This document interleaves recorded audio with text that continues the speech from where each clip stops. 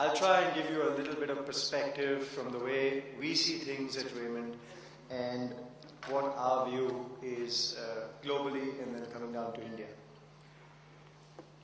As all of you know, and I'm not going to spend too much time on that, the global economy has gone through a massive state of turmoil. The world economy is in shambles. And the kind of scams that we have seen in the last 6 months are unprecedented. In fact, this morning I was watching television before taking my flight, and I was seeing apparently there's another scam breaking out in the UK. I don't know where this is going to end or what impact it's going to have on global businesses. In the US, you see a word which was investment banker, which was white-collar word. It's suddenly become, it's gone. Nobody wants to be an investment banker anymore. Look at the subprime crisis, look at the credit crisis. One by one, I think this is all building up. And I really don't know, I don't think anybody knows where over the next 6 months to 12 months this is going to go. Let's take things like the property market. If you see UK, US, Dubai, the Burj Tower, which was at 12,000 dirhams a square foot, I'm told is now at 3,000 dirhams a square foot. So what is going on? I mean, the kind of change that we are seeing, the kind of volatility that we are seeing in the world, in my opinion, is at an unprecedented scale. Let's take oil. I mean, from $40 to $150, back to $40. How do you make a business plan on this? I mean, take the shipping industry, where freight rates were $150,000 a day for tankers, and today they are $5,000 a day. So I think there's a massive change. If you take the dollar to the pound, which was 2.02, today is 130, 135. And nobody can really predict where this is going to go. Let's come closer home to India. I think we should be very happy with what's happening in India. I think India as an economy is growing, and growing is a good thing in today's environment where most countries are going through some sort of a negative growth. I feel India will grow at 7 to 8% because somebody very interestingly told me, he said that, you know, we don't know how much we are growing because our systems to collect data are so archaic that we don't know what is our actual growth rate. And maybe that's true, and fundamentally, from whoever we talk to, I think certainly the growth is there. Let's take the textile apparel industry. What's happening in that globally the way we see it? I think Europe, America are going to move out of this industry because of the high labor cost. And I think India and China are really going to be the players for the world. They're going to become the suppliers for the world. They're going to become the markets for the world.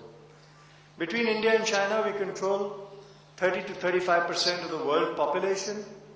And this is the most unfed market. This is the market where people have not got goods and services and are desirous of the same. A lot of people talk about the threat from China.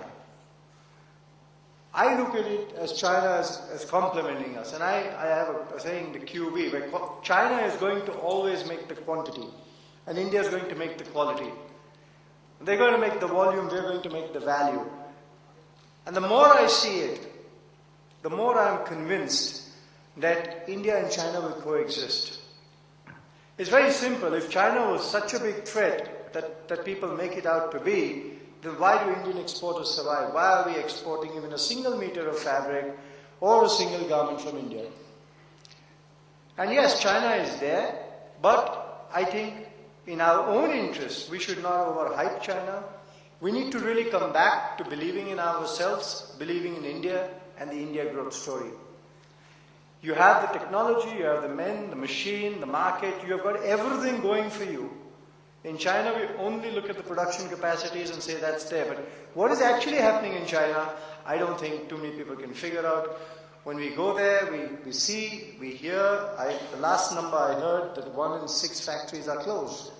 I don't think that comes out too much in the media, but 1 in 6 factories being closed is a serious issue for China. And I think that really becomes an opportunity for the Indian textile and apparel industry. Let's look at what's happening positively in the domestic scenario. I think there's a huge emergence of this middle class, which I'm told Sunil spoke, Mr. Singhal spoke in the morning about the Airtel example. There's a huge market expansion. Let's see this whole new middle class that has emerged. And look at all the services sectors that we've got in this country, which were almost non-existent about a year ago, or maybe 3 years ago. Let's take hospitality sector, or let's take the aviation sector, the IT sector, the retail sector, the BPO sector. And I think all this is really a new market. The same guy who went and bought an Airtel mobile 5 years ago was never a customer. And today that is the market expansion game that is going on. And I think really for us there's a huge opportunity to capitalize on that. It reminds me of a very famous story where somebody came from abroad to India and said that they came to sell shoes, and they said that, you know, there's no market for shoes because nobody wears shoes. And the other guy came and said, you know, it's a great market for shoes because nobody wears shoes. So as a growing market, like we talk about infrastructure, which has got to get developed in this country, I think we don't have the infrastructure, which is where everybody's talking to the government and saying, let's spend on infrastructure, let's get the machinery going. That'll create employment, that'll create jobs, that'll create demand for the goods and services that you provide.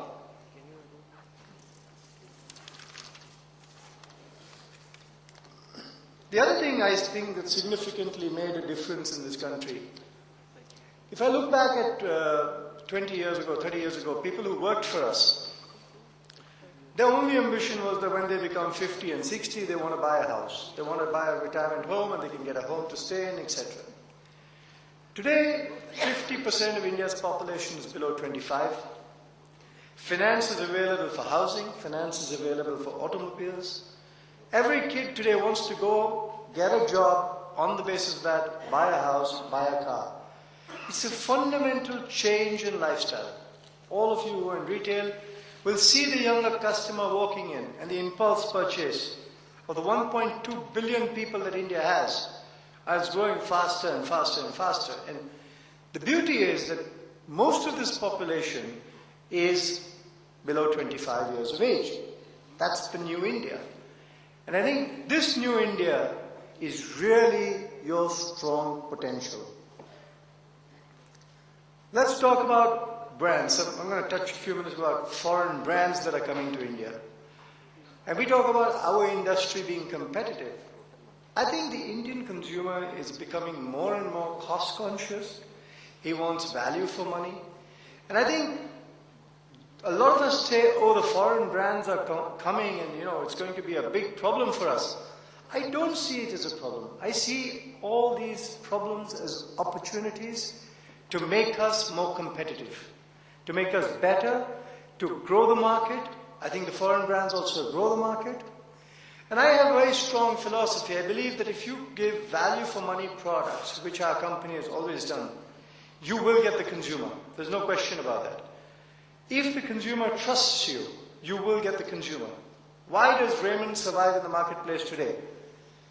From all studies that we have done, it's come out that Raymond stands for trust. Raymond equals trust.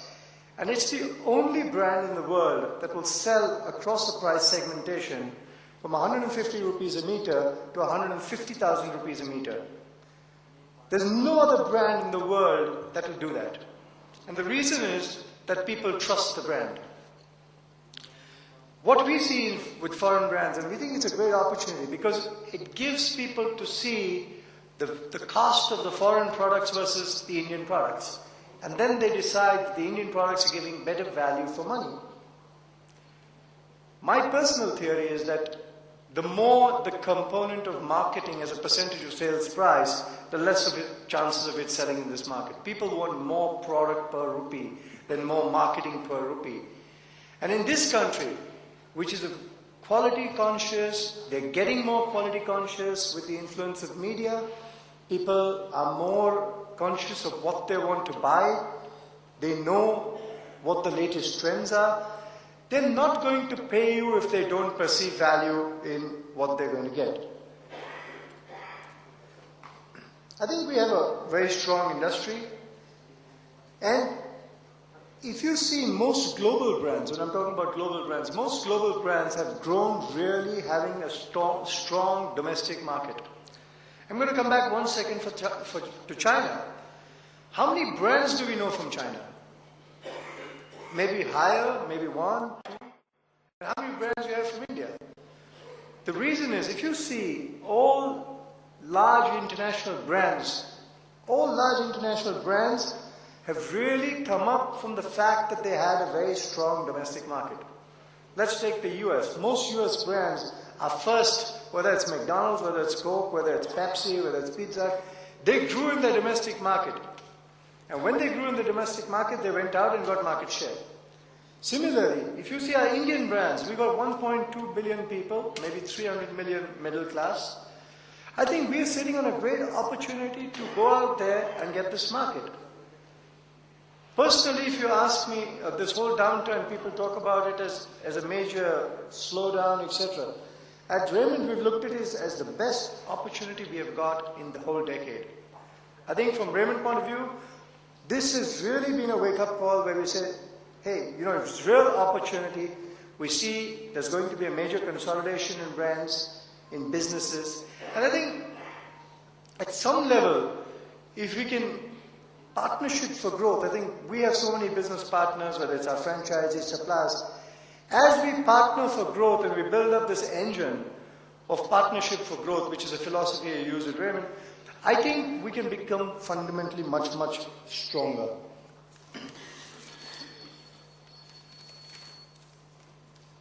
Moving forward, I think the real challenge is going to be to let me just touch 1 second back on this partnership for growth. I was in Italy, a very, very interesting case study I saw, where Xenia has launched manufacture of shoes.